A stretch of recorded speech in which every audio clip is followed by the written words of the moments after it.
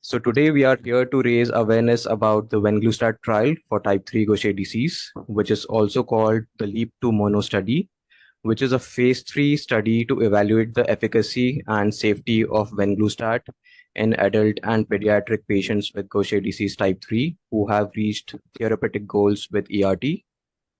So to tell us more about the study, we have a very distinguished speaker with us today, Dr. Pramod Mistry, who is one of the most prominent experts in the field of Gaucher disease. Dr. Mistry currently is a professor of medicine and pediatrics at the Yale University School of Medicine. He holds an MD and PhD from the University of London and has risen through the ranks in his career to become an honorary consultant and senior lecturer in medicine. Notably, he is also the founding director of the Royal Free Hospital Supra-Regional Center for Gaucher disease. For over 3 decades, Dr. Mistry has been dedicated to advancing the care of Gaucher patients through cutting-edge research. He has played a pivotal role in establishing Gaucher disease centers worldwide and is the chairman of the Project Hope Humanitarian Program for Gaucher disease and the International Gaucher Disease Registry, or ICGG. Furthermore, his research lab has made sustained contributions toward discovering biomarkers, understanding the mechanisms of Gaucher disease, and unraveling the genetic underpinnings of highly variable patterns of type 3 Gaucher disease. He also sees Gaucher disease patients in 3 other locations in New York and Connecticut. So before we begin with Dr. Mistry's presentation, I would like to encourage all attendees to use the Q&A box to submit any questions they may have. And a quick reminder that we cannot address questions containing any sensitive information or any patient-specific details. So with this, let's begin now, and over to you, Dr. Mistry. Thank you very much, Suyog, for your kind introduction. And I want to thank Tanya, Colin Histed, and Angel for all the work all of you have done behind the scenes together with the interpreters to really have a global perspective for patient advocacy and make them aware about the new developments. So if I can share my screen, I will start to give my presentation. Yeah, okay, all right. So I want to thank our translators for Chinese, Hindi, and Arabic, and I bring my greetings from United States to all of our Gaucher community outside of Europe and America. This is a very exciting moment in the chapter of Gaucher disease, and I think that we are beginning a new chapter and with LEAP-2 mono study. And I'm going to try and describe the scientific foundations and the phase 2 trials on which this LEAP-2 mono trial is built upon. And I'm going to try and make it as untechnical as possible. But as Suyok mentioned, please post your questions on the messages, and I'd be happy to take them. Okay, so if I can move my slides. These are my conflicts. I'm a professor at Yale School of Medicine. My only conflicts are that I have a research grant from Sanofi, and I'm one of the investigators in the LEAP-2 mono trial. So everybody out there knows what Gaucher disease is.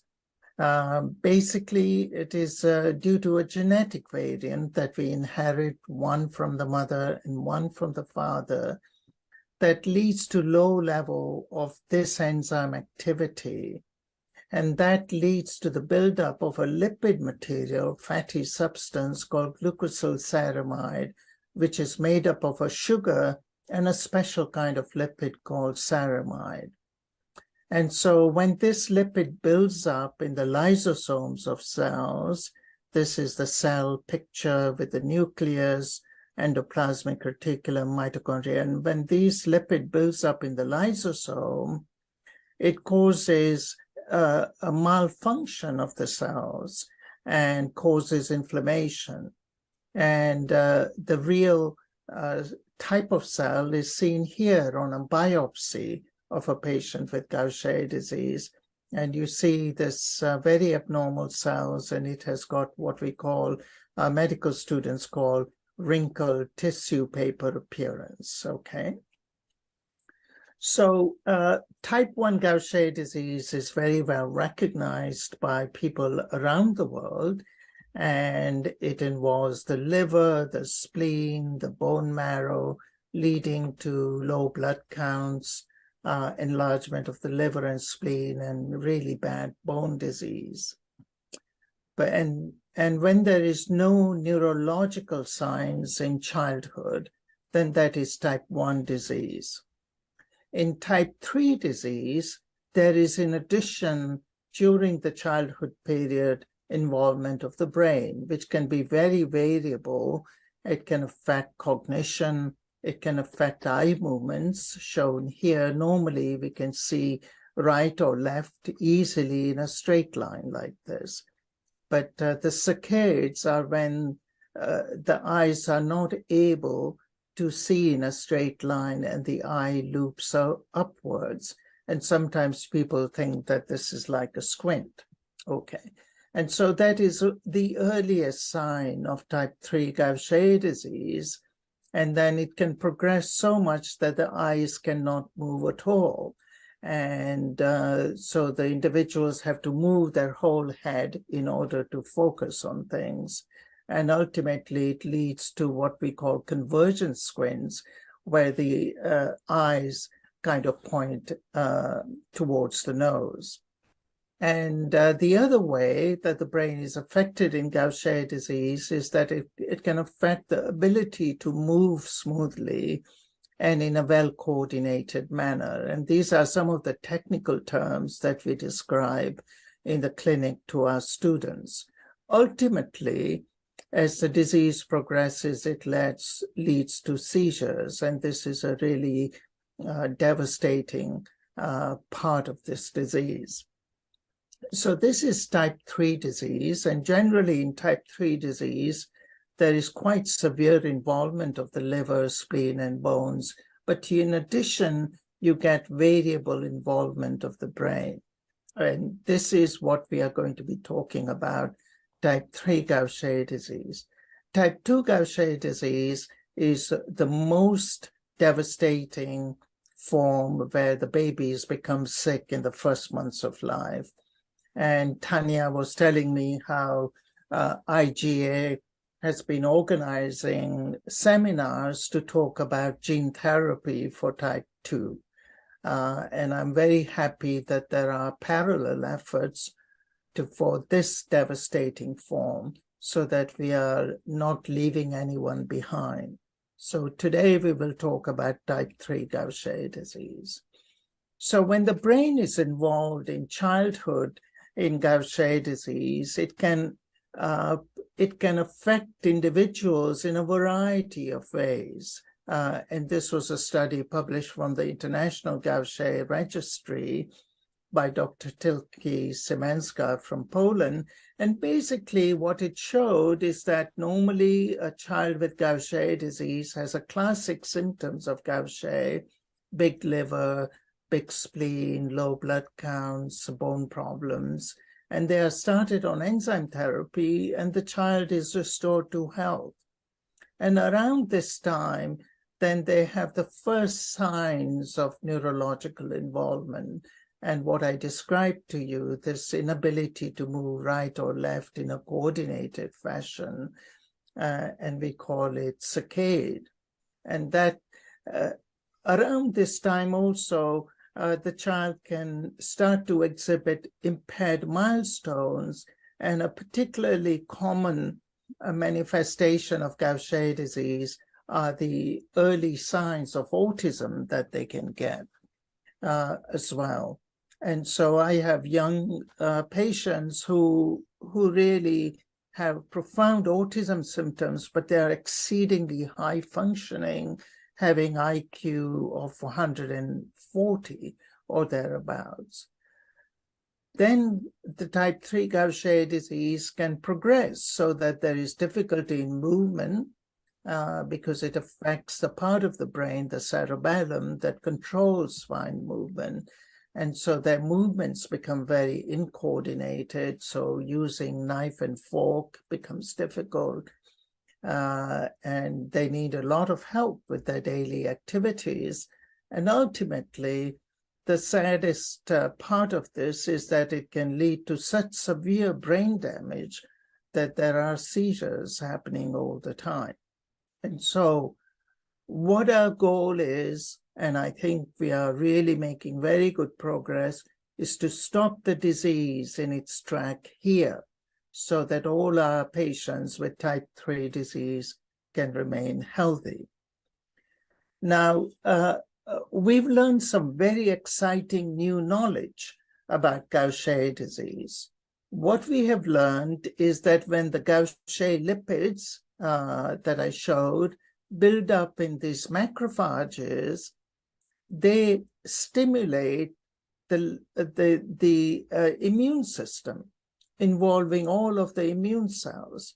So it's almost just like having a COVID type of infection, but it never goes away.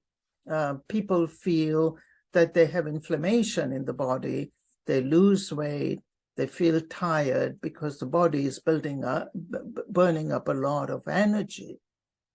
But another thing that we've learned in the recent past is when you got this kind of inflammation in the body, because the enzyme, the Gaucher enzyme, is low and the lipids are building up, this inflammation then drives more production of the Gaucher lipid. So there is almost a kind of a positive feedback loop that puts Gaucher disease as an overdrive, because you have low enzymes, you are building up the lipid, and because of the inflammation, you are making more of the lipid. And so that is done by increasing the inflammation, increasing the level of this enzyme. And the Venglustat is an inhibitor of this enzyme, as is eliglustat or Sodelga. So a simple way of looking at the Gaucher lipids is that these lipids are important, so we make them. And to keep a balance in the body, it is also turned over and degraded at the same level so that there is a balance inside your body and the cells are healthy. In Gaucher disease, not only is the enzyme low, but the individuals are making more lipid, amplifying this enzyme defect, and so the lipid is building up. When people have enzyme infusions, and it corrects the enzyme deficiency in the liver, spleen, and the bone, but it cannot go to the brain. And when you give substrate reduction therapy, it reduces the rate of production of the lipid to balance the low level of degradation capacity it has. So it has what we call a substrate balance. And so the current treatments, the enzyme and Sodelga or eliglustat, do not cross the blood-brain barrier. And but there is a new substrate reduction therapy called Venglustat, which actually does cross the blood-brain barrier. And so again, to go over the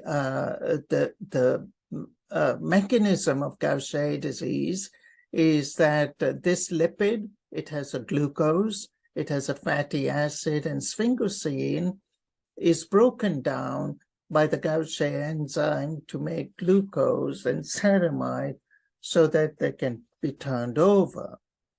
And when the enzyme is deficient, then all these lipid molecules build up. We call them GL1 or GB1, glucosylceramide, and also this biomarker called lyso-GB1 or lyso-GL1, glucosylsphingosine. And these are bad actors when they build up. So too much of this lipid is very harmful to the body. And so they build up as cells shown here, the Gaucher cells, and that leads to sick child with type 3 and type 1 disease, very big liver in the spleen. And these are classic pictures that we see in type 3 Gaucher disease. Now, this lipid is important, so it is also built up from its building block using this enzyme that we call GL1 synthase. And eliglustat and venglustat are inhibitors of this enzyme. And so what it does is it reduces the production of glucosylceramide partially, and therefore this treatment reverses Gaucher disease. So this is a very exciting time in the history of Gaucher disease, that now so many patients have transitioned from enzyme to oral medicine. And today we will be talking about an oral pill that does cross to the blood-brain barrier. And so what happened to children with type 3 Gaucher disease is shown here. This is a patient that I saw during one of my visits to Egypt, who was in a life-threatening situation. And through the humanitarian program, this baby started enzyme infusion, and this was at the age of 14 years. Okay, so it has saved this baby's life. But over time, this child is going to develop neurological signs. And what we want to do is to remove that and make it better so that people can remain healthy for all of their life.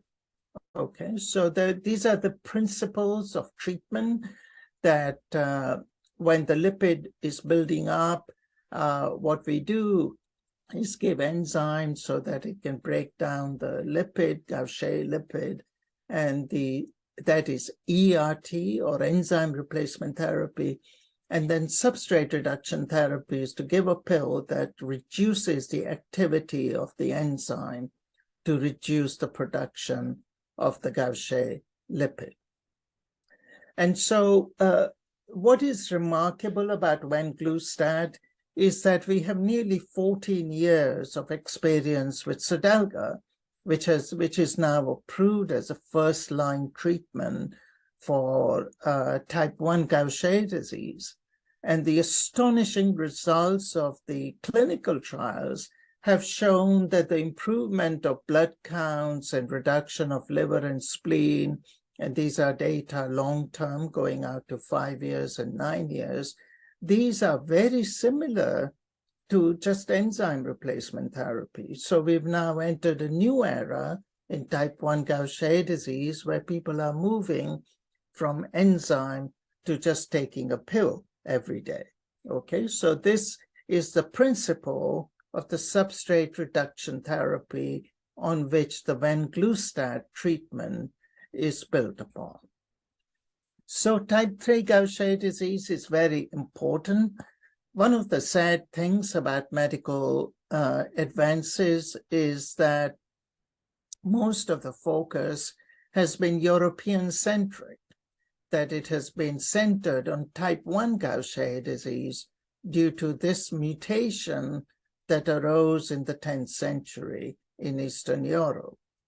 But the reality is that there are more patients with type 3 Gaucher disease in the rest of the world, and most commonly, individuals have 2 copies of this mutation that we call L44P. So what this means is that when we think about our global village, represented by the International Gaucher Alliance, only a small part of our community have a good treatment. Vast majority of our community, sadly, are still suffering from the effects of Gaucher disease on the brain. And we really need to do something for them. And I'm very happy and privileged to be able to talk to you about the LEAP trials. Okay. Now, to develop a medicine that is safe and a medicine that we know for sure works, there are 7 long steps. It can take 10 years or even more. So this is not like just doing a study in 5 people and that get approval. The regulatory authorities in Asia, in Europe, at the US FDA are very strict because they don't want medicines that don't work or have a lot of side effects. They have set a standard on ability to show effectiveness of the medicine and also safety that is paramount, okay? So the 7 steps to develop a medicine for type 3 Gaucher disease, and I have ticked first 6, we've already done them, okay? And we are now in the last stretch, which is the LEAP to Monos trial we will talk about. So the first step is to understand the science about how Gaucher lipids affect the brain. And we can do that using mouse models. We need a medicine that gets into the brain. We can show that with Venglustat. We need a medicine that is effective in other types of Gaucher disease, such as enzyme therapy or substrate reduction therapy. We need to understand the effect of medicine in a Gaucher mouse before we test it in people. And we want to be sure that the medicine is safe, not only in healthy people, but if it has been used in other diseases. And then we come to what's called a phase 2 trial, where about 12 patients are given the medicine. And everybody knows what the medicine is, so it is unblinded. And this study has also been completed, and we call it LEAP. I'm going to describe all of these stages briefly to give an idea of how much progress has been made. And then I will describe the design of the LEAP to Mono study. So the brain, a mouse brain as well as a human brain, is very complicated. It is the most complicated organ in the body. Even in a small mouse, the brain contains 70 million neurons. And there are other cells, supporting cells called microglia and astrocytes and other immune cells that outnumber the neurons 10 to 1. Okay, so now we have all the technology to look at the effects of Gaucher gene by selectively deleting it or rescuing it in different cell types of the brain, because all of the cell types in the brain are affected, not only the neurons. The microglia are involved, which are the immune cells of the brain, and the astrocytes are involved. And we can then apply high technology methods to really understand the mechanism of Gaucher disease. So we've done this, and there was a huge paper that we published last year. And what we learned is that when there is type 3 Gaucher disease, there is a lot of inflammation in the brain, and even the immune cells from the body are entering the brain. And that causes an effect of these homeostatic microglia, which are important to keep the brain cells happy. And they start to malfunction, and it leads to damage of the neurons. And what we also discovered that some new biomarkers that we can measure in blood, which can give us an indication of what is going on in the brain. And we learned that a particular type of cell in the brain called the microglia are very important for brain health. And there is a lot of interest in this cell type, even in fields like microglia.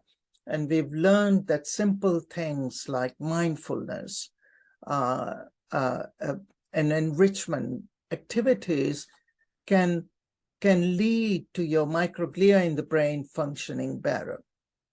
And so holistic care for Gaucher disease is important. But in our mouse, when we gave them Venglustat, it stopped all of these disease mechanisms and restored the mice to health. And so we showed that slowing the production of Gaucher lipids improves brain health. And we discovered a few biomarkers which we think are going to be very helpful for us to take better care of patients in the clinic. So Venglustat is an inhibitor of this enzyme that takes glucose and the lipid ceramide to make glucosylceramide. Okay, and so it slows down the production of this lipid, and it therefore counteracts the effect of Gaucher disease. And so, as everybody knows, Gaucher disease is highly variable. No two patients are alike. Some individuals, as I mentioned, can just have autism. Some people can just have a slight involvement of the eye movement and not able to move their eyes in a smooth fashion. And then some individuals can progress to not able to walk or even have signs of dementia, epilepsy, and it is devastating. So our goal is to stop the disease in its track at the very earliest point. And so I apologize for putting up this technical slide, but what we did was we took the type 3 Gaucher mouse, and you can see that this mouse does not survive for very long, only 20 days or so. And this, when we gave these mice Venglustat, there was really quite dramatic improvement in survival. The mice lived for much longer, up to 90 days here. And what is interesting is that we discovered a new biomarker called neurofilament light, and that is released by damaged brain cells. And you can measure it in blood.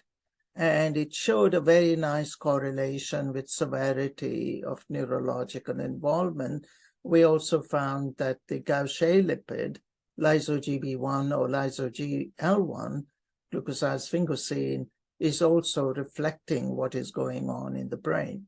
And of course, we found that there is a lot of inflammation in the brain, just as we see in the general body, and that when we give Venglustat, that inflammation goes down beautifully as well. Okay, so this is the scientific foundation on which to build a treatment. So armed with that data, the LEAP trial was conducted in adult patients with type 3 Gaucher disease. This is called phase 2, and it is unblinded. So everybody knows what the medicine is, okay? And so this is the design of that phase 2 trial called the LEAP trial. And what we did was we had 11 individuals, they were all adults, who had known type 3 Gaucher disease, and they had been having enzyme replacement therapy for several years and had achieved very good control of the liver, spleen, and blood counts. And all we did was to add Venglustat, the pill, every day, one pill every day to their medicine. And then, so what we did was measured at the baseline, and then at half a year, 1 year, and all of these patients are continuing to have the treatment long term. And so the goal of this study was first and foremost safety, then look at the biomarkers, and we want to know whether Venglustat actually gets to the brain, okay? Because that is important to show that a medicine does get to the brain and is doing what we expect it to do, okay? And so this is how we checked whether the medicine Venglustat gets into the blood on blood samples, and we found it gets in the blood very nicely. And after a spinal tap, we found that the medicine was also getting into the brain as we would like.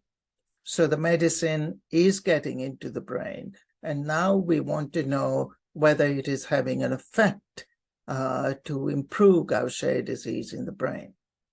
And so the biomarkers, we found that after Venglustat, there was a reduction in blood biomarkers, the lyso-GL1 and lyso-GL1, okay?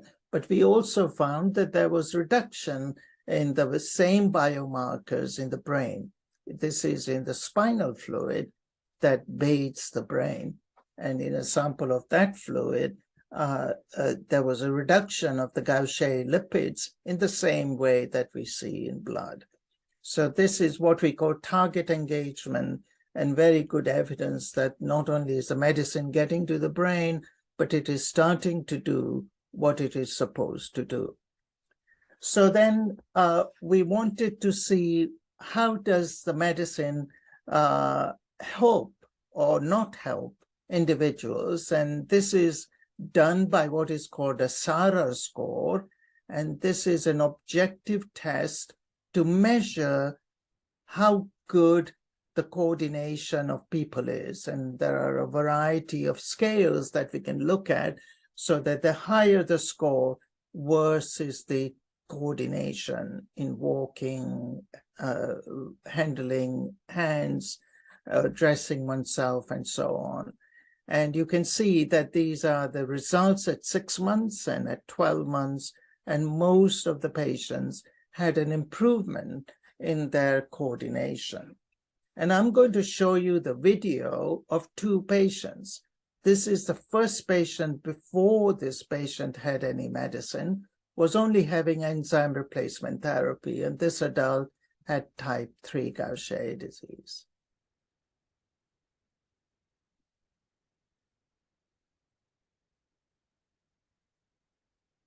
Okay, and now this is 1 year after taking the medicine.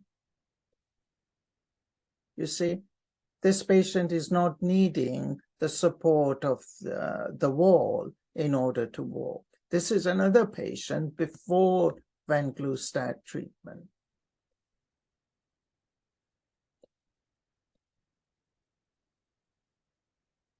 Okay. And this is after 1 year of treatment.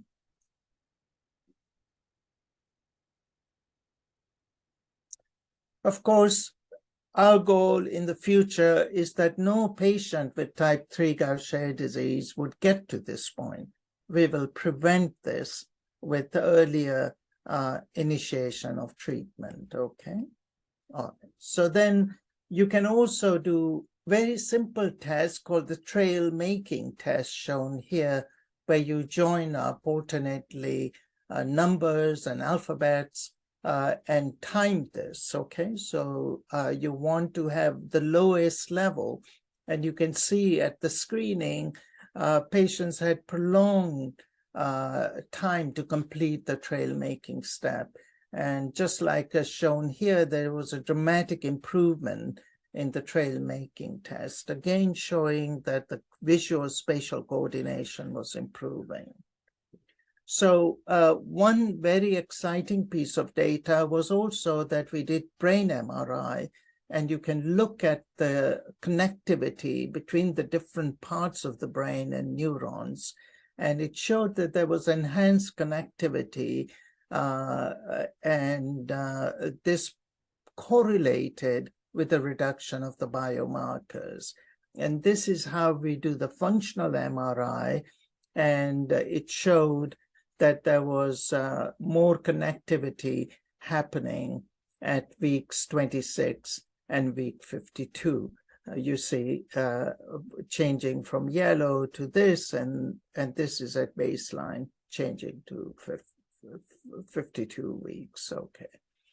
So what we learned is that Venglustat, given in addition to enzyme replacement therapy, was very well tolerated. There were no side effects. There were no deaths or treatment-related severe effects, and all 11 patients have continued in the study. And most adverse events were mild and not related to either treatment. The main thing was some patients developed headache after spinal tap, but that was only temporary, lasting 1 or 2 days. Venglustat has been used in another disease state, and this paper was published.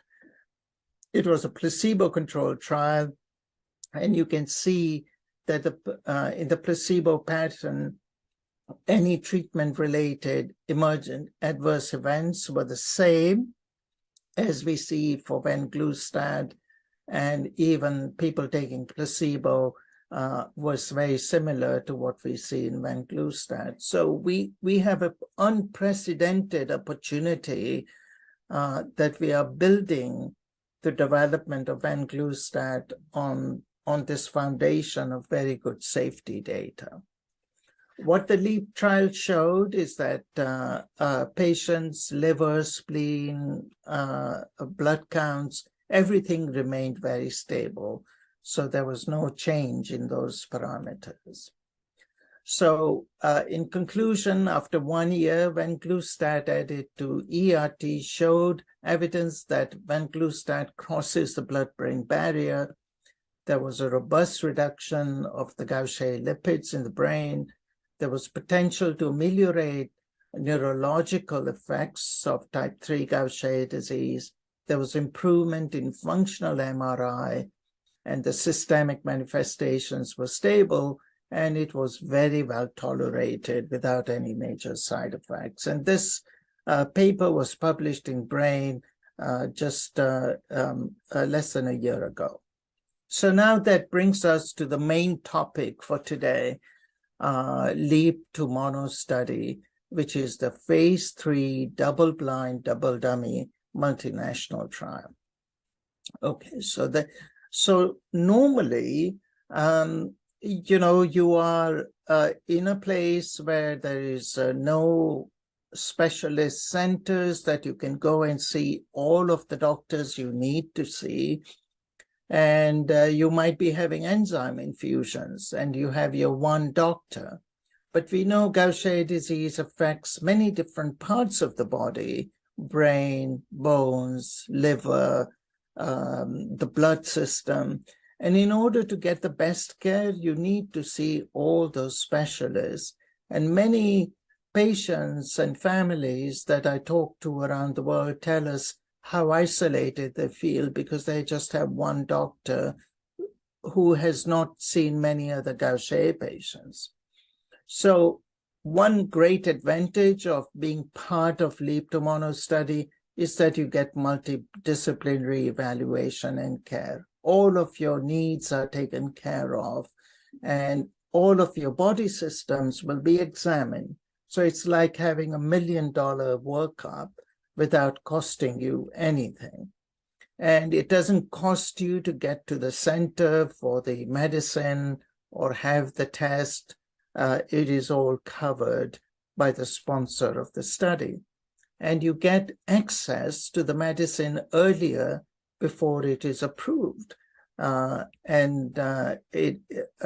doesn't cost you anything, but it is also a wonderful opportunity to help other type 3 Gaucher disease patients in our collective hope that no patient in the future will suffer like we have done.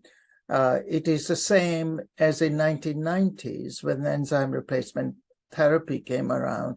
We wanted no child to have a splenectomy or to need a hip replacement, and that has happened really. So we are on a cusp of a new milestone with this clinical trial.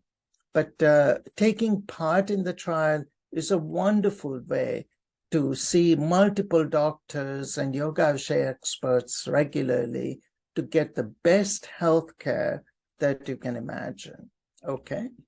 And so the phase 3 double-blind, double-dummy placebo-controlled trial is depicted here. So I'm very happy to say that we are including children from the age of 12 to 18 years, including adults over the age of 18, and we are going to evaluate to have a total number of patients enrolled to be 40. And so the one arm will be, patients will have a dummy pill of placebo and will continue with Cerezyme. And in the other arm, they will have the real medicine, Venglustat, and they will have a placebo injection that will only contain saline. Nobody knows which part you are in. Your doctor doesn't know it, or even the coordinator does not know it. Okay, so the bags are covered, so nobody can figure out what you are taking. And so this is what is very important in the regulatory authorities want, and everybody will be treated for 1 year, and after 1 year, everything is switched over, and the patient only remains on one medicine, Venglustat, okay? And we are so confident with the phase 2 data and everything else we've learned that we are going to be bold and just switch from the double-blind period to just taking Venglustat. And this is what we call the extended treatment period. Okay, so these are some of the inclusion criteria and exclusion criteria, and that is the purpose of you going for your first visit to the center, because they will look at all of your parameters, but also make sure that you don't have some things that will make you not eligible for the study, such as if there's progressive myoclonic epilepsy, if the liver is severely damaged, we are not enrolling such individuals. But you have to have type 3 Gaucher disease, and I will talk to you in a bit about what is the defining feature of type 3 Gaucher disease. And so patients for the first year will be on the placebo-controlled trial, and then after that, everybody switches to Venglustat, and they will remain under follow-up and receive that free medicine until it is approved in your country. So no one is just going to do the study and then say goodbye and leave. This is a commitment to continue your treatment for as long as it is necessary. Okay. So here are some of the details. And I'm happy. I think Tanya did mention that this will be on YouTube channel, so you can read it. And basically, we want to enroll individuals who've been on enzyme replacement therapy for at least 3 years and have had good control of the liver, spleen, blood counts, and the bone disease. And it is very important that there is a confirmed diagnosis, not only of Gaucher disease, but of Gaucher disease type 3, okay? And so the signature sign of type 3 Gaucher disease is this, which is saccade. Normally, as I mentioned, the eyes can move smoothly in a straight line in one direction, but when there is brain involvement by Gaucher disease, the eyes loop upwards. And so individuals cannot smoothly follow objects, have significant difficulty in reading and processing information. And so after very close discussions with the regulatory authorities, we came to this primary objective endpoints. And so we are now in an era where it is no longer enough to just see that the biomarkers go down. What we want to know, and I'm sure you want to know, how is the medicine going to make my child or me better? Okay. And so these are the two tests we are going to do as a primary endpoint. One is the SARA test, which is a way to objectively capture coordination, okay? And the other is a very nice and comprehensive neuropsychological battery of tests that checks immediate memory, visual spatial construction, language, attention, and delayed memory. So if we were to have a positive result, it will reflect how the patient's daily functioning has improved. Okay, so this is, we are definitely going to look at biomarkers and so on, but we want to see how treatment is improving the lives of the patients. Okay, so these are some of the secondary objectives. We are going to be looking at safety, of course, but also making sure that the liver, spleen volume, blood counts, etc., are kept stable.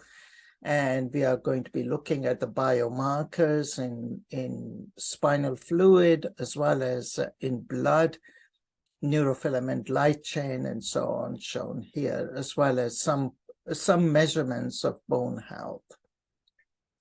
These are some additional exploratory endpoints that we will look at: neurological quality of life, a score for daily activity of living, as well as trail making test, adaptive behavior scale, and also a regular check of depression using objective tests. So you see, when you look at this list, you're going to have the most extraordinary evaluation of your brain health, as well as of your general health with regard to Gaucher disease. Okay. So one of the additional goals will also be to see, again, confirm, because we showed this in phase 2 study, that Venglustat is definitely getting into the blood as well as in the brain, and so that we can understand the kinetics of how long that medicine stays in the blood, gives us an idea of whether once daily medicine is going to be enough, which we already think it will be. So this is a different medicine. You don't have to have metabolizer status. It is just one pill a day. So this is an effort of the global Gaucher community, represented by the International Gaucher Alliance. Okay, so here are the sites that are shown in Asia Pacific, Europe, North America, and Latin America. And so far, we have very rapidly recruited, we've evaluated many patients, but 16 patients have fulfilled the criteria for enrollment. So as of today, there are 16 patients enrolled, and we are still waiting for 24. And we think that we should reach our target by the end of this year or beginning of in the first quarter of next year.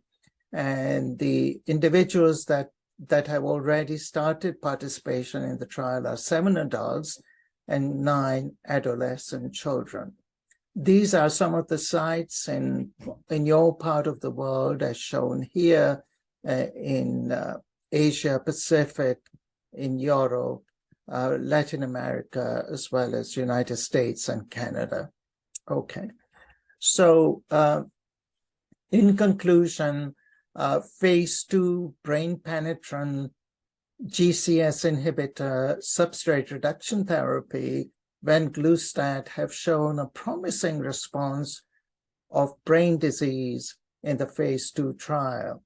And in the phase 3 trial, double-dummy, double-blind, placebo-controlled trial is now in progress as the last step to get approval. And so far, it has ticked off the first 6 steps for the development of a drug. And this is a global effort.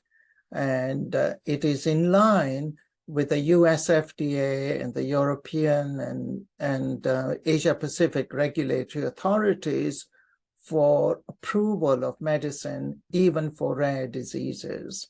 And so I am filled with tremendous optimism that I think we might be able to help families and individuals affected with Gaucher disease so that the future generation of patients will no longer suffer from this disabilities related to brain health in type 3. If you have any questions, please feel free to reach out to me, and I would be happy to connect you with your local Gaucher expert physician. So thank you very much. Thank you so much, Dr. Mistry, for this incredibly informative and enlightening presentation. So your expertise has shed light on the profound light on the ongoing Venglustat trial for Gaucher disease type 3. And we truly appreciate the depth of the knowledge you have shared with us. So now with these valuable insights, we would be excited to open the floor to any questions from the audience. And I can see that we have one question from a participant from China. So they ask that, so they say that I'm a family member of a patient from China and the child is a type 3 patient. So will this drug be available for use in China, and will it be used on children under the age of 12 years of age? So thank you, Suryog. And I'll start with the last part. It is not available. You cannot be part of the trial under the age of 12. So the minimum requirement is age 12 and to need to have type 3 Gaucher disease diagnosis. And I'm very happy to say that there are 3 sites in China that are recruiting patients, and I'd be happy to provide contact information for them to get in touch with those sites. All right. Thank you for this information. So since we currently don't have any more questions from the audience, so I actually had a couple of questions. So my first question is, so will the patient be eligible for the study if they have been taking Ambroxol? That's a good question. We currently, the requirement for entry into the trial is not to have concurrent other experimental treatments, and that will include Ambroxol for a minimum of 6 months. And so if somebody qualifies to take part in the study, but they are receiving Ambroxol, they would have to stop it for 6 months before they can actually enter the trial. Yeah, and one more question is, so once the study period has ended, so will the patient still be able to take the new medicine, or will they have to go back to just ERT? Very important question. So this is a long-term commitment. Nobody is going to just walk away from you. People who take part in the study, after 1 year, they will switch to Venglustat, and they will remain on Venglustat until it is approved. And you will continue to have the best of care throughout the period. So there is no question that people who do the study after 1 year, they have to go back to enzyme treatment. And we are not going to give up on our patients. We will look after them for as long as it takes. Yeah, that's really good to hear. So there is one question in the chat box. So do you have any enrollment center in Pakistan? Unfortunately, at the moment, we don't have any centers in Pakistan at the moment. Okay. But I'm sure, I'm very pleased with the momentum of the enrollment, Suyog, that I think that once we have reached the a full target of 40 patients, then additional sites will be opened up for expanded access. All right. And there is a similar question about the UK, if the trial will be available in the UK. As far as I know, it is not available in the UK at present. And I think that UK was very high on our on the list of sites to get approved, but the regulatory environment takes longer time in UK. And so by the time the trial started and enrolling and so on, the UK institutional reviews did not come through. But all of the goal here is to try and serve patients throughout the world. We don't want to leave anybody behind, Suyog. And so I think that seeing the momentum in a very short period of time, having recruited so many patients, and we are now on track to completing the recruitment within the next 4 months or so, I think then other sites will also probably open up. All right. Thank you. And we have one question. So what is the medical reason for not enrolling patients less than 12 years of age? Well, some of this is technical because under the age of 12 years, to subject a younger child than 10 to the testing, it's too much of a burden. So when SADALCA trials were done, for example, that was all done in adults or people aged 16 years and older. And when it comes to pediatric patients, we want to just focus on older children, adolescent children, so that we can do the proper study to capture all the data. All right. Okay, so I think so we do not have any other questions at present. So does anyone have any other questions? Then please put them in the Q&A box. Does anyone have any questions from the panelists? Maybe Tanya?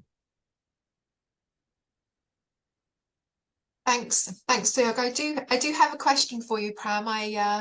Just one to end with.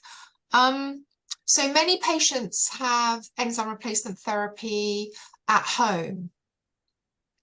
So if they are on the clinical trial, because it's a double-blind study, will patients be able to continue to have their enzyme replacement therapy at home? Yes, a very good question, Tanya. And in fact, we have 2 patients who come from quite far away in the United States, which requires plane trips and so on. And so the sponsor does provide home infusion with green bags so that nobody knows what's in the bag. And so the infusion, whether it is actual Sarazyme or placebo saline, is continued in a home setting. So generally that is available, but if there is a center near easy traveling distance, then there is a preference that the individuals go to the site to have the infusions. The logistics are much, much easier. Okay. Just a follow-on question from that, Pram. So if the enzyme replacement therapy is delivered, and you say in a green bag, does that mean that patients have to be on Sarazyme, or can they be on other forms of ERT? So at the moment, this is only for people who, I need to check on that. As far as in the initial iteration, it was only for Sarazyme, but I think the more recent version was that it could be any ERT as long as they have achieved therapeutic goals. But I will confirm that and get back to you. Thank you very much, Pram. All right. And Dr. Mistry, we have another question. So will this drug not be used in children under the age of 12 even after it is approved in future?